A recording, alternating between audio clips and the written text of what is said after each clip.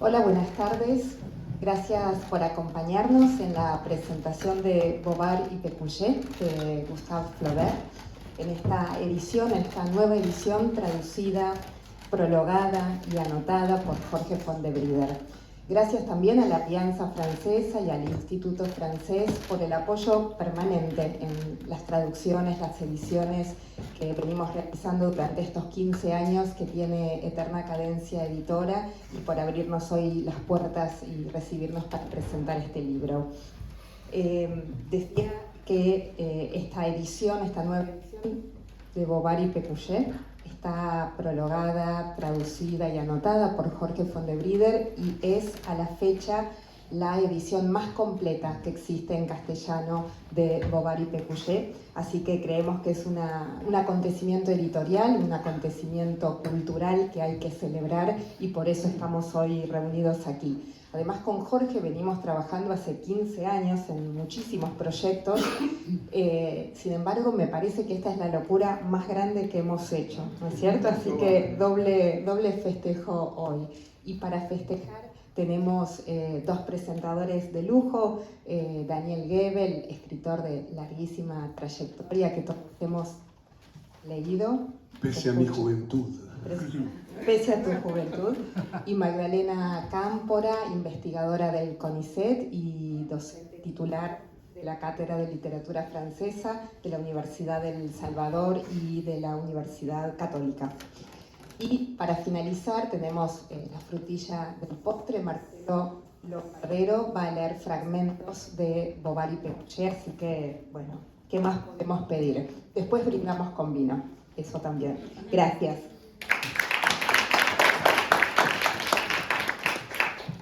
Empiezo yo así, bueno. Perdón, voy a decir dos cosas antes de que hable cada una de las distintas personas. Magdalena no solamente es una debilidad que tengo desde hace muchísimos años, sino que Magdalena es obligatoria. Creo que debe ser la persona que más sabe de literatura francesa y de cultura francesa en toda América Latina. Es de una modestia a prueba de balas y por otro lado tiene un pelo envidiable. Es eso lo que no lo deja vivir. Bueno, buenas tardes a todos y todas. Estoy muy contenta de estar acompañando a Jorge Fondevrider en esta presentación de Bovary y Pécuchet, la tercera obra de Flaubert que traduce y publica en Eterna Cadencia en Buenos Aires en este siglo XXI, después de Madame Bovary en 2014 y Tres cuentos en 2018, en un proyecto traductor que se ha vuelto monumental y brillante. Hace algunos años se impulsó acá en la Argentina infructuosamente un proyecto de ley para reconocer los derechos de autor del traductor. Cuando uno ve el trabajo de creación contenido en este libro, parece un despropósito que no esté reconocido por la ley, ese carácter sustancialmente autoral de toda traducción. Este Bovary y Pécuchet tiene 662 páginas, 1597 notas, sin que el libro deje nunca de ser inteligente y divertido. Jorge ya tiene un sistema rodado en la construcción de las notas, un sistema que había empezado a perfilar en su edición de Madame Bovary y que acá en Bovary y Pécuchet se vuelve ya un género en sí, en un manejo muy maduro, muy sofisticado de la relación entre comprensión de los textos, ritmo de las versiones, trabajo con la crítica y el diálogo con el lector, a quien, por cierto, le dice que si no quiere, no lea las notas, pero que ahí va a leer un libro muy diferente. Lo cierto es que Bovary y Pécuchet es una novela atravesada por el saber y que al mismo tiempo escamotea la utilidad de ese saber. Una enciclopedia de la estupidez humana, dijo Flaubert, que era la novela. Y añadió Borges, Flaubert les hace leer una biblioteca a Bovary y Pécuchet para que no la entiendan. Las notas de Jorge, en particular las políticas e históricas, reponen todo aquello que Flaubert fue sacando, como en las tallas de madera, para producir esa comicidad tan particular, esa comicidad siniestra, dijo Maupassant, que se desprende de la sucesión de creencias en el cerebro de esos dos pobres hombrecitos que significan la humanidad. Hay que señalar, además, lo dijo recién Leonora, que esta es la primera edición en castellano que contiene la famosa copia, que es el material preparatorio para esa segunda parte de la novela que Flaubert no llegó a escribir. En ese segundo volumen, los dos amanuenses, después de haber fracasado en su proyecto de mejora de la vida a través del conocimiento, iban a ponerse a copiar textos que les habían llamado la atención. Contiene la edición El Sottisier, el Catalogue des idées chic, el Dictionnaire des idées reçues, el Album de la Marquise, más otros escenarios. También hay una traducción del cuento de Barthélemy Maurice, Les Deux Greffiers, los dos amanuenses, que estaría en el origen de la escueta trama de la novela. Del Dictionnaire des idées reçues, que Jorge traduce como Diccionario de las ideas aceptadas, se publican por primera vez, además, los 3 manuscritos traducidos al castellano, y eso es una fiesta. Solo por ese aparato crítico, por esos apéndices, por la introducción y las notas, que tienen la sencillez que solo se logra cuando se han leído páginas y páginas de crítica, por la traducción de fragmentos realmente iluminadores, como el artículo de Maupassant, por ejemplo, que recién cité, la edición ya es de referencia y es un verdadero regalo para los lectores hispanófonos de Flaubert. Son motivos de sobra para estar contentos, aunque, como señaló Michel de Montaigne, el ser humano no sabe experimentar nada de forma pura, las alegrías vienen con un dejo de tristeza y los movimientos y pliegues de la cara que sirven para el llanto, sirven también para la risa. Y un poco así estoy al presentar esta gran edición de Bovary Pécuchet que estaba faltando en castellano. Por un lado, la alegría de ver culminar un proyecto que implicó mucho tiempo, amor y esfuerzo de un amigo querido, pero por el otro, cierta congoja por la actualidad de Bovary Pécuchet en este, nuestro mundo en que vivimos, a 11 de octubre de 2023. La novela, como saben, es póstuma y está inacabada. Flaubert la emprende en un momento de oscuridad, cuando está pasando por terribles dificultades económicas, por los malos manejos del marido de su adorada sobrina Caroline, a quien quiso proteger, y para eso entregó parte de la renta que iba a asegurar su vejez. Ha visto caer Flaubert en su tiempo histórico a la monarquía de Julio, a la Segunda República, al Segundo Imperio, a la Comuna, y también ha observado en la sociedad en que vive el crecimiento imparable de un modo de comprensión del mundo, marcado por la simplificación, por el lugar común y la frase hecha, por la violencia de las relaciones humanas que se esconden detrás de las supuestas buenas intenciones y la convención, eso que Flaubert llama la blague, el verso, la chicana, la mentira. Y en ese mundo, y acá está para él la tragedia, la escritura, que es la razón de ser de la vida de Flaubert, es una herramienta central. En ese siglo XIX en que se desarrollan los medios, la imprenta, los diarios, las revistas, las novelas de bolsillo que cuestan un franco, Flaubert observa la aparición de algo que él llama la fe en la tipografía. Y esa fe en la tipografía instrumenta, para su horror, la escritura como infinita repetición, como medio al servicio de algo siniestro, que daña, que puede incluso matar, y él llama bêtise, la estupidez. La escritura al servicio de la estupidez está compuesta por expresiones que vienen de inmediato a la mente. Es un patrón que preformatea el mundo desde el lenguaje mismo y lo detiene en un sentido fijo. Son un conjunto de creencias no comprobadas, a veces ilusorias, en general limitadas, que sostienen el día a día en su rutina y sobre todo permiten un sistema donde el hombre es un lobo para el hombre. En la copia, esos conglomerados de ideas estancas aparecen subrayados por Flaubert, que los coleccionaba como un entomólogo. Les cito algunas, con traducción de Jorge, tomados del Diccionario de Ideas Aceptadas. Obrero. Cuando no participa en disturbios, siempre honesto. Ideólogo. Todos los periodistas lo son. Imprenta. Descubrimiento maravilloso. Causó más mal que bien. Literatura. Ocupación de los ociosos. Optimista. Equivalente de imbécil. Aguinaldo. Indignarse contra él. Competencia. El alma del comercio. Diputado. Serlo es el colmo de la patria. Despotricar contra la Cámara de Diputados. Demasiados charlatanes en la Cámara. No hacen nada. Época, la nuestra. Despotricar contra ella. Llamarla época de transición, de decadencia. Y así. Son todas, para Flaubert, opiniones que facilitan la reducción de la experiencia humana, así como el empobrecimiento de la vida pública. La fe en la tipografía les otorga, además, a esas opiniones el aura de la verdad y hace del yo que opina un yo triunfante y conquistador. Yo mismo digo, moi-même je crois. Ese yo se arroga el derecho de concluir, es mi opinión y la comparto. La comparto. De ahí la actualidad de Bovary-Pécuchet en una época, la nuestra, donde también nosotros tenemos fe en la tipografía y todos somos generadores de contenido que podemos compartir ya de modo exponencial. Hoy día el acceso a la tipografía es inmediato, solo se necesita un teclado, los medios de difusión están socializados, de hecho así se llaman, redes sociales, que trabajan a la par del yo con teclado. Hoy las consignas, los guiones, los memes, las cadenas argumentales están reducidas a su más pequeño formato porque así lo exigen los dispositivos de difusión, tweet, hashtag, clickbait, meme, TikTok. Y esa forma breve, esa reducción, saca su fuerza del manejo del lenguaje con sus humildes cuotas de ficción y de retórica. La capacidad de simplificar, de tocar lo emocional, de ridiculizar, de juzgar y censurar y, sobre todo, de hacer unívoco y llano lo que es multicausal e histórico.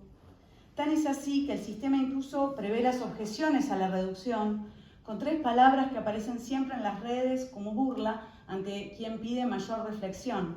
Es más complejo, se contesta.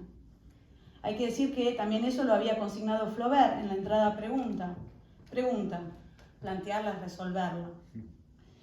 ¿Qué es lo contrario de ese magma imparable? Y sobre todo, ¿cómo se lo puede pensar sin subirse un caballo, sin convertirnos en la definición de imbéciles del diccionario? Imbéciles, los que no piensan como nosotros. ¿Se refutan los lugares comunes y las simplificaciones? ¿Pueden refutarse desde los mismos soportes que les dan su potencia de infinita repetición?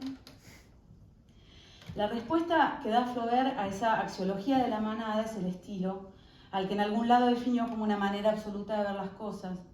Ahora, eso no significa retirarse a la Torre de Marfil, sino al contrario, mostrar con la escritura la potencia del lugar común en funcionamiento. Hay además una dimensión filosófica casi purificadora, donde uno al leer identifica lo que lleva muerto en la propia lengua, en las cosas que acepta y repite por la fe en la tipografía. El estilo es lo que impide la fijación del sentido, y es por eso que Bovary-Pécuchet, cito a Flaubert en una cita que hizo Jorge en su introducción, estaría dispuesto de tal forma que el lector no supiera si uno se burla de él o no.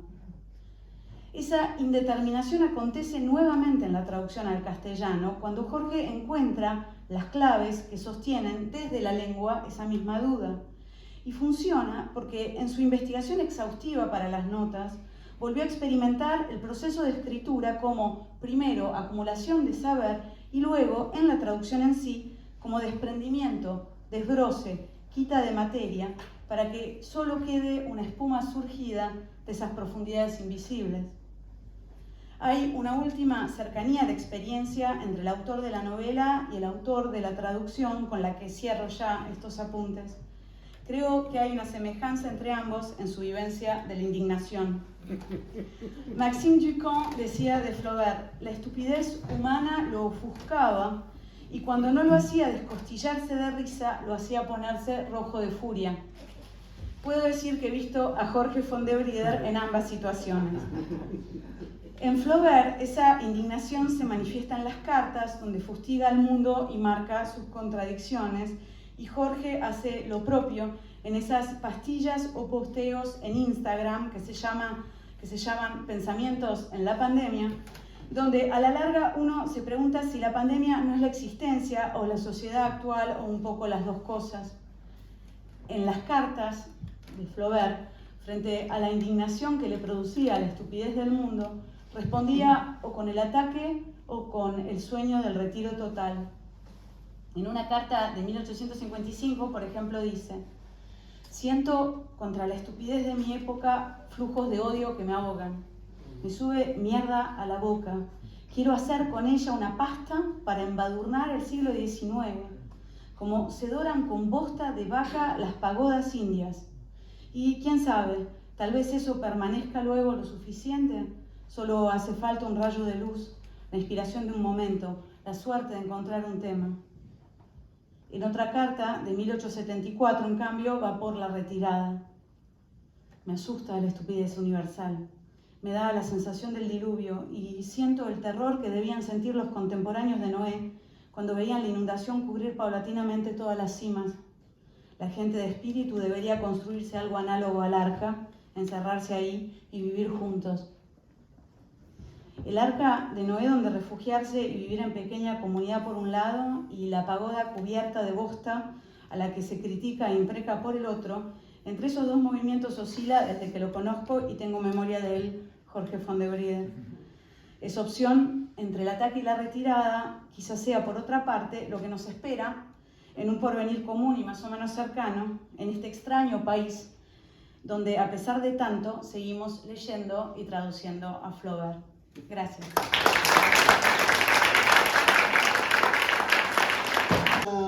Bueno, después de la excelente y exigente lectura que hizo Magdalena, me lamento de no haber preparado nada escrito, ni siquiera haber tomado apuntes. Por lo tanto, me van a disculpar si más o menos improviso algo de lo que me acuerdo, que fui pensando y en algunos casos olvidando en este tiempo desde que Jorge me invitó a presentar. Lo primero que me aparece es, bueno, yo sigo las catonianas o flaubertianas apariciones de Jorge en los medios. Me llama la atención, teniendo en cuenta nuestra provecta e idéntica edad, su capacidad de indignación, que ahora veo posiblemente su origen. Hay que decir que para ser flaubertiano en términos de actitud, el bigote le sale mejor a Caparrós. Pero saltando ese pequeño detalle, lo que recuerdo me llama la atención y me alegra que Jorge me haya invitado, y por lo que me alegra que Jorge me haya invitado a presentar Bouvard y Pécuchet, es una súbita aparición. Un día Jorge publica la tapa de un libro de Flaubert, que es Salammbô, y dice, ya nadie lee Salammbô. Y yo estaba en ese momento leyendo Salammbô en la versión de la Biblioteca Jackson, que era una colección de grandes clásicos traducidos por vaya a saber quiénes, pero no estaban mal en general, que me legó un tío mío que se fue a vivir a Estados Unidos. Hay como 50 tomos, entre los cuales está Salammbô. Hay una explicación posible para el hecho de que nadie lea a Salammbô. Una, que Jorge todavía no lo tradujo. Otra es que es la novela mala de Flaubert. Y como es la novela mala, es la novela más instructiva respecto al sistema de procedimientos de un autor con su material.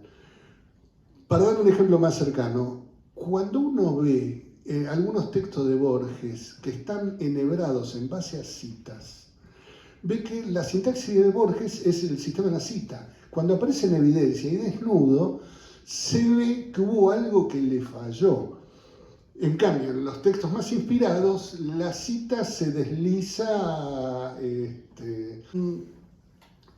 En Salammbô se ve, como en ningún otro libro de Flaubert, que la literatura está hecha de los libros que el autor lee, que la literatura está hecha de libros.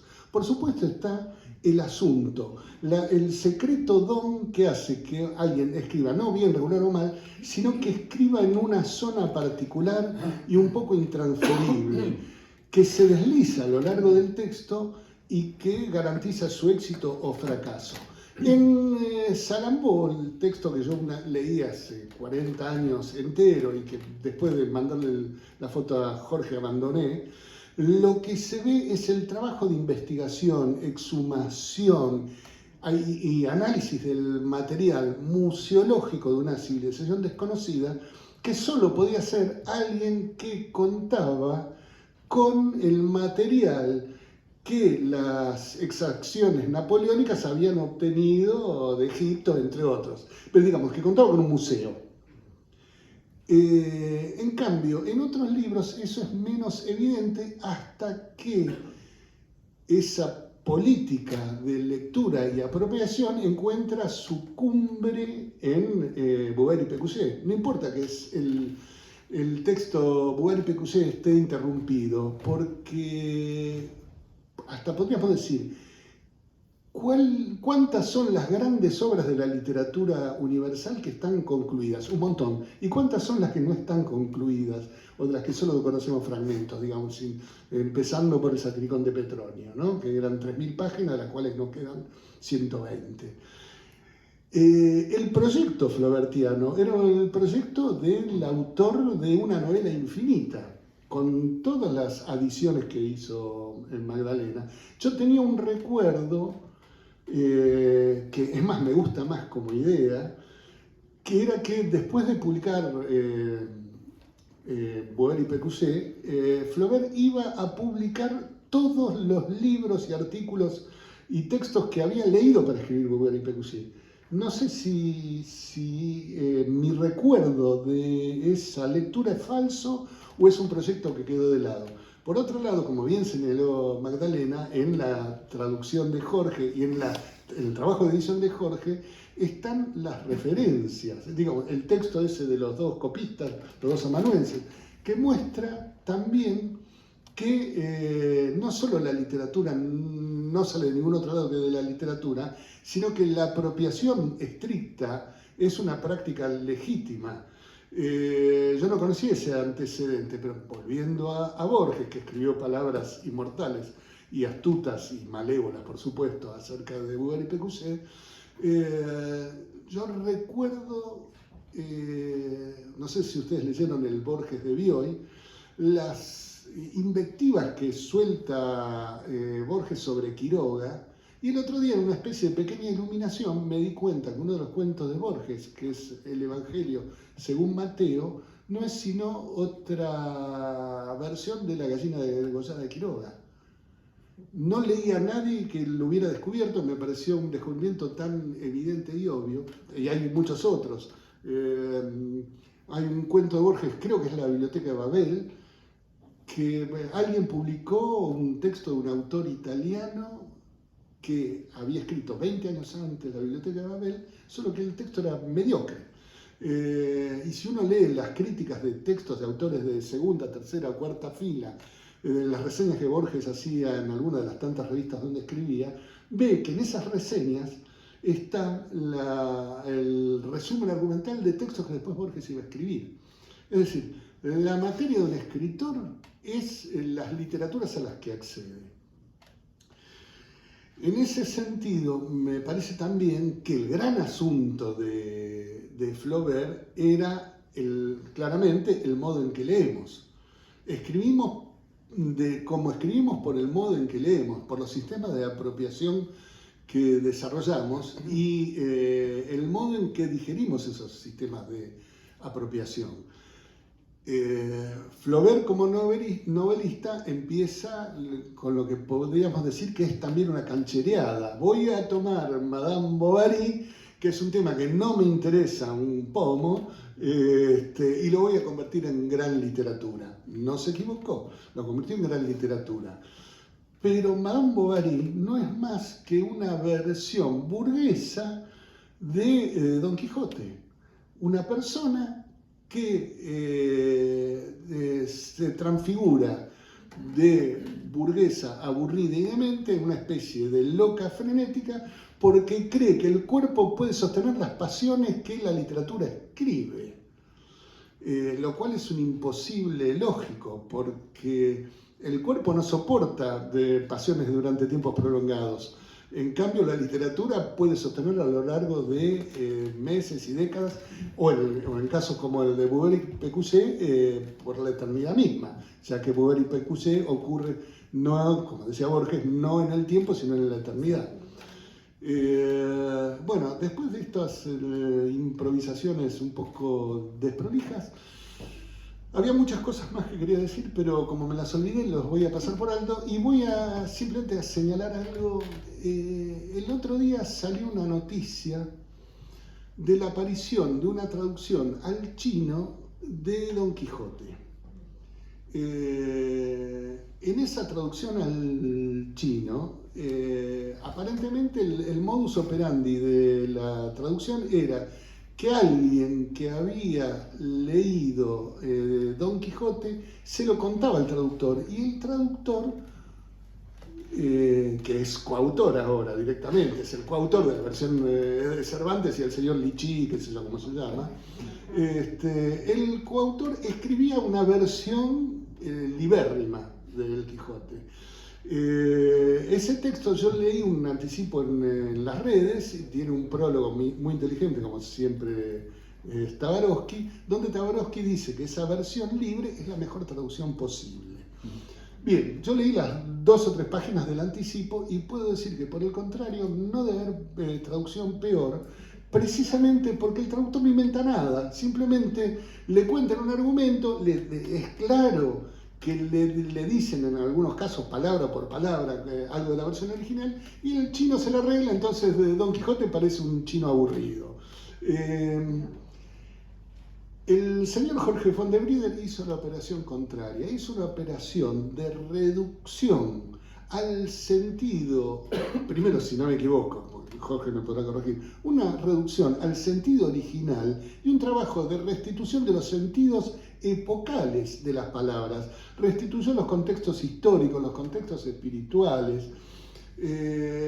Lo que hace Jorge es, como con la serenidad de un copista clásico, trabajar barrocamente el horror al vacío, porque te llena el libro de anotaciones, y encima el libro, después de tantas anotaciones, uno hace piruetas para leerlo, lo cual es muy interesante, saltar de uno al otro.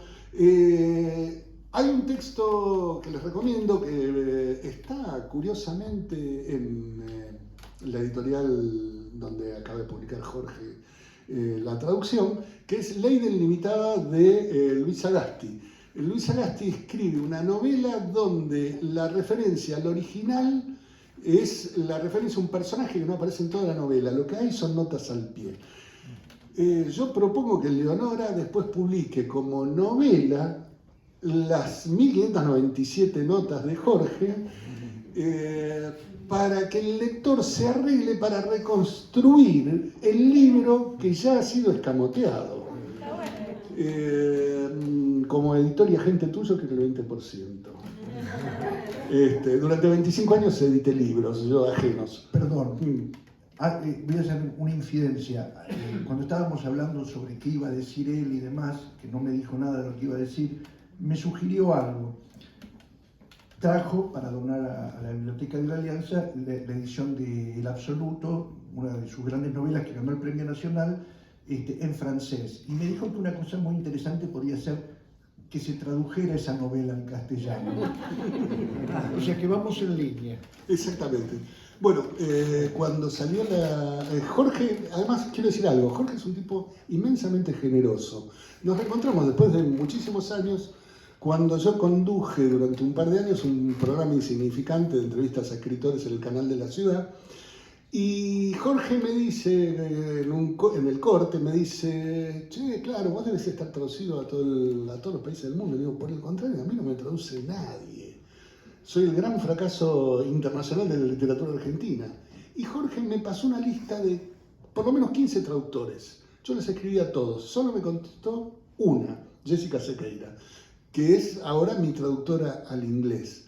Cuando Jessica le envía a la que después fue mi agente la traducción al inglés, mi agente me escribe y me dice, el libro ahora es mucho mejor. Bien.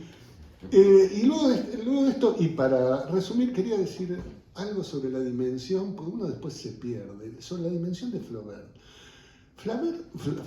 Flaubert es un monstruo de la literatura, es una cosa inconmensurable. Inventa y cierra el realismo bajo es decir, transfigura el Quijote y lo convierte en un falso texto realista. A mí me gusta mucho el comentario de Nabokov respecto de que cómo se puede llamar a Madame Bovary una novela realista si es un cuento de hadas. ¿Dónde se ve en un pueblo de provincia de 300 habitantes una mujer reciba a sus amantes en el jardín, se vaya a coger en los bosques y el marido nunca se entere? Bien, hay alguien, yo no recuerdo quién y no me acuerdo del argumento, porque él me dijo que en realidad Madame Bovary era una novela policial y que el asesino de Madame Bovary era Charles, que Charles siempre supo y esperó el momento. Bien, pero Flaubert, cuando digo abre y cierra, con Salambó, Flaubert le abre el camino a un gran escritor como Huysmans. La novela Al revés o Contra Natura es una novela extraordinaria, es la novela de un lector de Flaubert. Bovary Pécuchet es la novela que construye los cimientos de la novela contemporánea, ni más ni menos. Después hay otros textos. La educación sentimental es una novela que prefigura, y para mi gusto vuelve innecesario a Proust, pero no quiero ofender almas delicadas. Los tres últimos cuentos de Flaubert son cuentos sobre la santidad, como San Julián el Hospitalario. Son cuentos donde Flaubert, ese amargado, viejo gruñón, rentista fracasado, resentido, maltratado, criticado, envidioso, competitivo, etcétera, etcétera, aspira a la santidad y a la simplicidad. Y en ese sentido es también el hombre que intenta lo que todo escritor intenta de mejor o peor manera, que es atravesar sus propios límites y pasar a otra cosa, a otro estado. Bueno, gracias.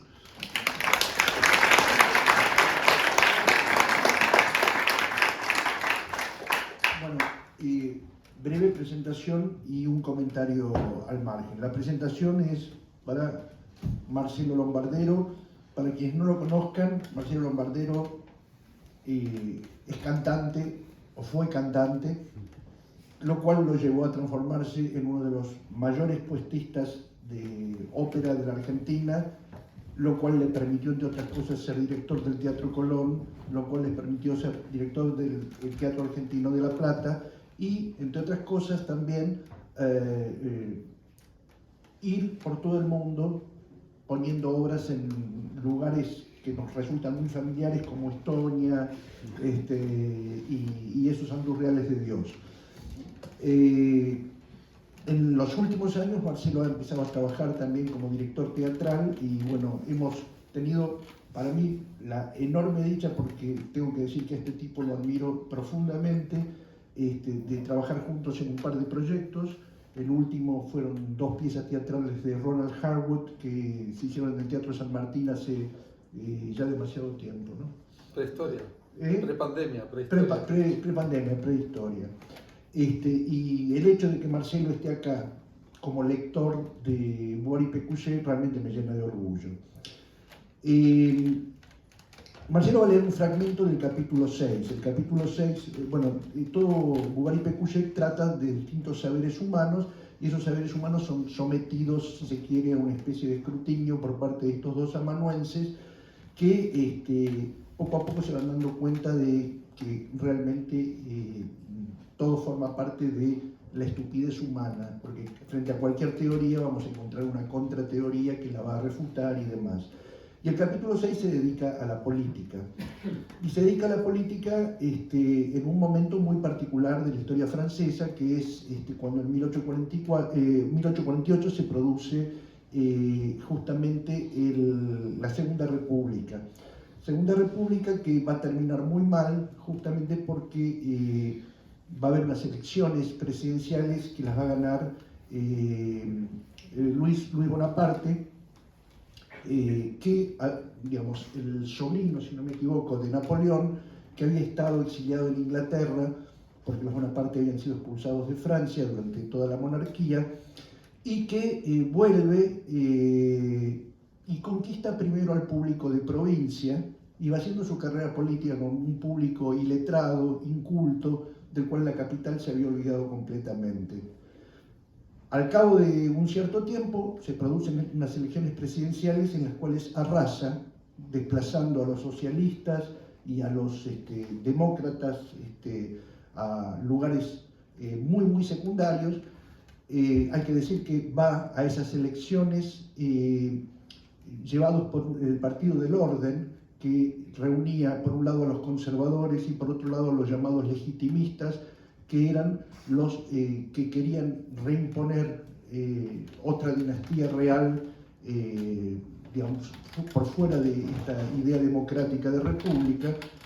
Y Luis Napoleón, al cabo de 2 años y medio en el poder, da un golpe de Estado, y ese golpe de Estado lo transforma en emperador de Francia y a lo largo de los próximos 20 y pico de años en dictador absoluto de Francia. Lo que vamos a ver acá es justamente que el pueblo de Chavignol, donde transcurre la acción, refleja de alguna manera el mundo. Va a haber la nobleza, va a haber la burguesía, va a haber las fuerzas del orden, va a haber la pequeña burguesía, etcétera, etcétera. ¿Qué es lo que ocurre con todos ellos cuando se produce justamente este cambio? Este cambio que va a llevar, por un lado, a un conservadurismo gigantesco, porque se le va a dar muchísimo poder a la Iglesia, y luego también a la reacción de el maestro del pueblo, que es un socialista, y que va a reclamar en un determinado momento, por el lugar en el que al que todas estas circunstancias lo llevan, la vuelta del terror, vale decir, la vuelta de Robespierre. Me parece que es una idea que está muy cerca de nosotros y de nuestra actualidad, así que, Marcelo. ¿Me dicen si me escuchan bien? ¿Sí? Por odio a las ideas subversivas, la élite de los burgueses parisinos destrozó 2 imprentas. Se formaba el Gran Partido del Orden. Tendría como jefes en el distrito al conde, a Fougeot, a Marescot y al cura. Todos los días, hacia las 4, se paseaban de un extremo al otro de la plaza y hablaban de los acontecimientos. Su principal actividad era la distribución de folletos. No le faltaba picante a los títulos. Dieu le voudra. Dios lo querrá. Le partager. El que comparte. Sortons du gâchis. Salgamos del lío. Où allons-nous? ¿A dónde vamos? Lo mejor eran los diálogos en estilo pueblerino, con palabrotas y errores de ortografía, para levantarles la moral a los campesinos. Gracias a una nueva ley, la venta ambulante estaba en manos de los prefectos y acababan de meter a Froudon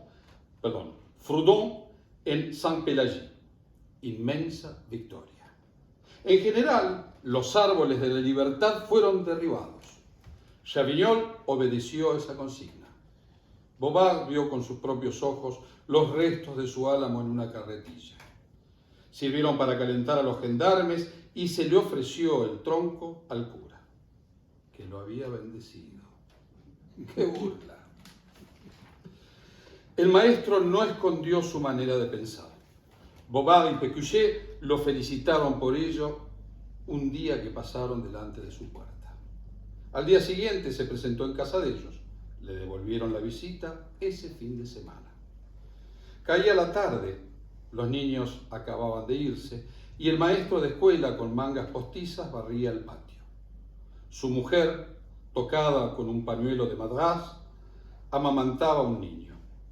Detrás de su falda se escondía una niñita. Un crío horroroso jugaba en el suelo. A sus pies, el agua de la colada que estaba haciendo se derramaba al pie de la casa. «Ya ven», dijo el maestro, «cómo nos trata el gobierno». Y de inmediato se las agarró con el infame capital. Habría que democratizarlo, liberar la materia. «Ojalá», dijo Pécuchet, «al menos se debería reconocer el derecho a la asistencia».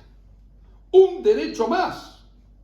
No importa, el gobierno provisional había sido blando, no ordenando la fraternidad.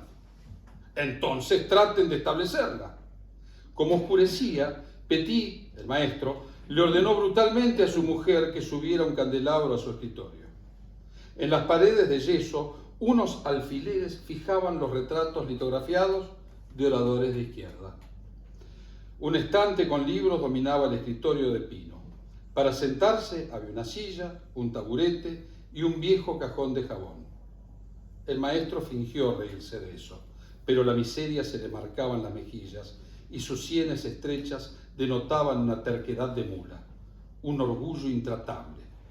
Nunca se daría por vencido. Esto es lo que me sostiene. Era un montón de periódicos sobre una tabla y expuso con palabras afiebradas los artículos de su fe. Desarme de la tropa, abolición de la magistratura, igualdad de salarios, nivelación, medios por los cuales se llegaría a la edad de oro, bajo la forma de la república, con un dictador a la cabeza, un hombre fuerte, para llevar a cabo eso de manera eficaz. Luego tomó una botella de licor de anís y 3 vasos para realizar un brindis por el héroe, por la víctima inmortal, el gran Maximilien. En el umbral apareció la sotana negra del cura. Luego de saludar rápidamente a los presentes, abordó al maestro y prácticamente en voz baja le dijo: ¿en qué estamos con nuestro asunto de San José? No dieron nada, respondió el maestro. Culpa suya. Hice todo lo que pude. Ah, ¿de veras? Bobard y Pécuchet se pusieron de pie por discreción. Petit les indicó que volvieran a sentarse y dirigiéndose al cura: ¿es todo? El cura Geoffroy dudó, luego con una sonrisa que atemperaba su reproche: nos parece que usted descuida un poco la historia sagrada. Oh, la historia sagrada, dijo Bobard. ¿Qué es lo que le reprocha, monsieur? Yo, nada, solo que hay cosas quizás más útiles que la anécdota de Jonás y los reyes de Israel. Allá usted, respondió secamente el sacerdote, y sin preocuparse por los extraños, o a causa de ellos, dijo: la hora de catecismo es demasiado corta. Petit se encogió de hombros. Cuidado, va a perder los alumnos. Los 10 francos mensuales de esos alumnos eran lo mejor de su trabajo, pero la sotana lo exasperaba. Mala suerte, vénguese. Un hombre de mi condición no se venga, dijo el cura sin pestañear. Solo le recuerdo que la ley del 15 de marzo nos atribuye la vigilancia de la instrucción primaria. Sí, ya lo sé, exclamó el maestro. También a los coroneles de la gendarmería. ¿Por qué no a los guardianes rurales? Con eso, cartón lleno. Y se hundió en el taburete, mordiéndose el puño, reteniendo su ira, sofocado por la sensación de impotencia. El eclesiástico le tocó levemente el hombro. No quise afligirlo, amigo mío. Cálmese, un poco de cordura. Pronto llega la Pascua. Espero que dé el ejemplo comulgando con los otros. ¡Ah! Es demasiado. Yo, someterme a tales estupideces. Ante esa blasfemia el cura palideció, sus pupilas fulguraron, le temblaba la mandíbula. ¡Cállese, infeliz! ¡Cállese! Y es su mujer la que se ocupa de lavar la ropa de la iglesia. ¿Y con eso qué? ¿Qué ha hecho ella? Siempre falta misa, igual que usted. No se despide un maestro de escuela por eso. Se lo puede trasladar. El sacerdote ya no habló. Estaba en el fondo de la pieza, en la penumbra. Petit, con la cabeza baja, cavilaba. Llegaría al otro extremo de Francia, con su último centavo comido por el viaje, y allá volvería a encontrar, bajo nombres diferentes, al mismo cura, al mismo rector, al mismo prefecto. Todos, hasta el ministro, eran como los eslabones de una cadena que lo agobiaba. Ya había recibido una advertencia, vendrían otras, y después. Y en otra especie de alucinación se vio caminando por una gran ruta, morral al hombro, aquellos a quienes amaba cerca de él, la mano tendida hacia una silla de postas. En ese preciso momento su mujer en la cocina fue acometida por un acceso de tos, y el recién nacido se puso a gimetear, y otro pequeño lloraba. «Pobres niños», dijo el sacerdote en voz baja. El padre entonces estalló en sollozos. Sí, haré lo que quiero. Cuento con eso, dijo el cura haciéndose una reverencia. Monsieur, muy buenas tardes. El maestro se quedó con la cara entre las manos. Rechazó a Bobard. No, déjeme, me quiero matar, soy un miserable. Ambos amigos volvieron a su casa felicitándose por su independencia. El poder del clero los aterrorizaba. Ahora lo aplicaban para fortalecer el orden social. Pronto iba a desaparecer la República. 3 millones de electores quedaban excluidos del sufragio universal. Las cauciones exigidas a los periódicos fueron elevadas. La censura restablecida. Había enojo contra las novelas por entregas. La filosofía clásica se consideraba peligrosa. Los burgueses predicaban el dogma de los intereses materiales. Y el pueblo parecía contento.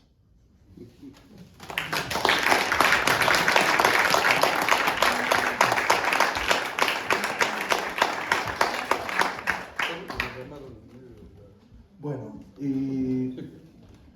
algunas cositas para decir. ¿Puedo decir algo? Sí.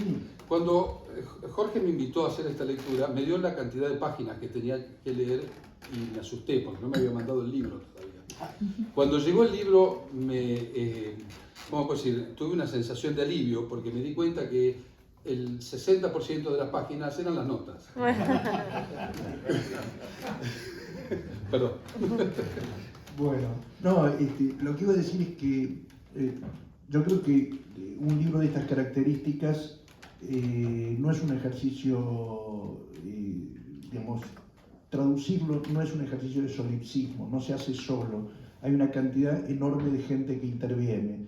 Y cuando uno ve las películas se asombra de la cantidad de personas que aparecen al final cuando vienen los créditos, y uno dice, pero ¿cómo puede ser que alguien organice una cosa así y demás? Bueno, para traducir un libro como este, en primer lugar, había que acceder, si se quiere, a la gente que realmente sabe, y la gente que realmente sabe para este tipo de lides no necesariamente uno la tiene a la vuelta de la casa. Había que ir a Francia, e ir a Francia implicaba en todo caso tener la posibilidad de acceder a una beca del Centro Nacional del Libro, y entonces empiezo por agradecer justamente a Mathieu Chapire del Instituto Francés, porque fue realmente de mucha importancia su apoyo para poder llegar justamente a esa beca. Antes de eso, y voy a ser muy desprolijo, tiene que haber alguien que esté lo suficientemente chiflada como para decir, ¿y si hacemos Bobard y Pécuchet? Debo decir que de todos los editores con los que traté, y son muchos, si hay alguien a quien quiero profundamente y que siempre encuentro la posibilidad de un acuerdo, incluso cuando no estamos de acuerdo, es Leonora Diarmen, que es la directora editorial de Eterna Cadencia. A ella le debo muchísimo también.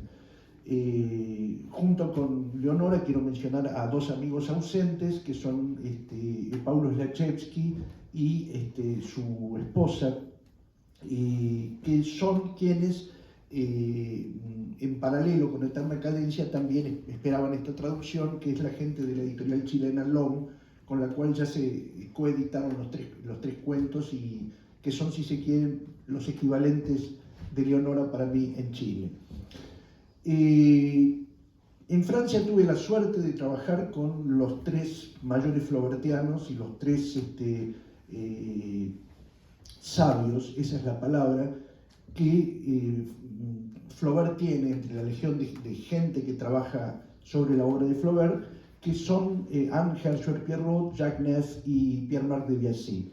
Tengo que decir que estas personas de una enorme sabiduría me abrieron las puertas de todo su conocimiento, me permitieron acceder a un montón de textos. Es así como exactamente 15 días después de que la edición de la Pléiade, con la última versión de Bobard y Pécuchet, que salió en mayo de 2022, si no me equivoco, se había publicado en Francia, yo ya la tenía en Buenos Aires porque ellos le pidieron al departamento de Gallimard que especialmente me la mandaran. Y si ustedes piensan que este es un libro gordo, la edición de Bobard y Pécuchet de ellos tiene exactamente cerca de 2.500 páginas. Digamos, hubo que cortar un montón de cosas que ellos quisieron ser exhaustivos, completamente exhaustivos. Realmente me saco el sombrero. Antes de ellos hay una cantidad enorme de gente que trabajó sobre Flaubert y justamente sobre Bovary y Pécuchet. Hay un italiano que se llamaba Alberto Cento que hizo la primera edición realmente importante de Bovary y Pécuchet, en la cual después empezaron a basarse muchas otras personas. Pero esa idea de que el trabajo acumulativo de generaciones de investigadores, generaciones de escritores, generaciones de traductores, confluyen para la publicación de un libro, a mí me resulta enormemente amable y positiva porque elimina el solipsismo y hace pensar que esta es una obra colectiva y que lo seguirá, espero que lo siga haciendo en el futuro cuando vengan nuevas traducciones y demás. No debo olvidarme, y no quiero hacerlo, de una de las personas, yo diría, más dotadas para el trabajo de la edición que conozco en la Argentina, y es justamente Virginia, a quien le agradezco enormemente, así como lo hice con Madame Bovary y así como lo hice con los 3 cuentos, la cantidad enorme de trabajo, la sabiduría de sus observaciones, la forma en la que muy delicadamente ayudó a que este libro fuera mejor que el libro que yo había entregado. Así que muchísimas gracias. Dentro del universo de Eterna Cadencia no me queda otro remedio que agradecerle enormemente por su increíble presteza para todo a Janina, quien se ocupa dice quien se ocupa normalmente de todo lo que tenga que ver con la prensa. La verdad que es un placer enorme y mi agradecimiento es muy grande. Flaubert lo obliga a uno a hacer cosas muy raras y no tengo otro remedio, o mejor dicho, debería decir que la primera persona que sufre todo este tipo de cosas es justamente muy sufrida mujer.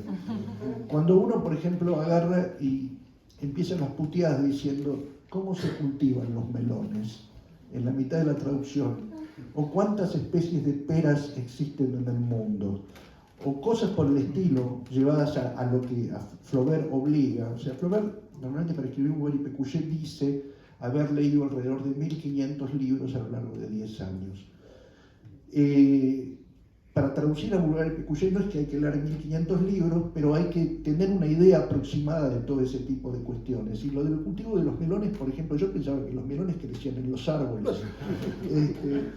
Y cuando de pronto se empieza a hablar de la hibridación de esto y de aquello, bueno, uno tiene que ir a buscar justamente en los lugares más inverosímiles cuestiones que tengan que ver con prácticamente todos los saberes que trata el libro. Hay una cosa muy importante que dijo Foucault a propósito del libro inmediatamente anterior, la novela inmediatamente anterior, La tentación de San Antonio, y es que era el primer libro que se escribía no en función de una vivencia o en función de acciones, sino en función de una biblioteca que respalda el libro. Y en el caso de Bovary y Pécuchet, la biblioteca es absolutamente abrumadora. Cuando uno piensa, por otro lado, que todos los saberes que se recorren con una cierta intencionalidad, vale decir, buscando justamente aquello que va a resultar disparatado y que en un determinado momento se impone, resulta increíble. Hago un pequeño paréntesis. Cuando yo no me ocupo de este tipo de cosas, me ocupo de escribir. Y a mí la ficción, tengo que comentarlo, y sobre todo las novelas, no me gustan, no es lo que leo. Suelo leer no ficción. Y entre las cosas de no ficción que leo normalmente, una de las cosas que más me gusta leer es libros sobre animales.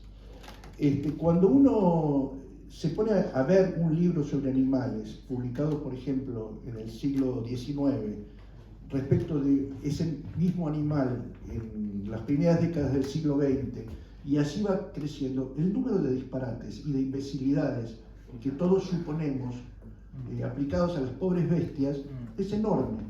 Ahora, esto mismo se repite cuando lo pensamos en función de prácticamente todo. Y por otro lado, al pensarlo en función de prácticamente todo, hay también una posibilidad muy interesante.